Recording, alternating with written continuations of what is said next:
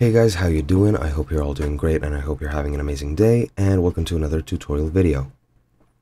In this video, what I'll be explaining to you guys is how you can actually remove a green screen, or rather how to use a chroma key effect, or rather a pretty much the same effect but under a different name in Davinci Resolve 18.6.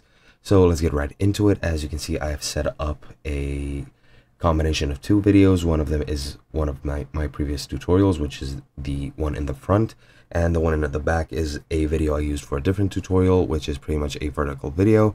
So let me just quickly show you, for example, in the top video, how you can remove the gray background and how you can pretty much eliminate that and make it transparent so that a green screen sort of effect takes place.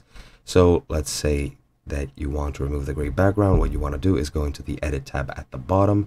Once you're here, the screen will look like this with both of your videos that you've selected. Yeah, it'll look like this. What you want to do is go into effects and search for 3D keyer. Once you find it, it is under open effects. Just click it and drag it to the video you want to remove the background of.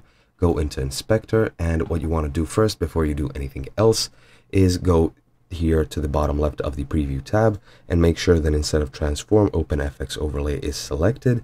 And now that you've done that, open up inspector, go into effects, and the 3D keyer effect will be shown.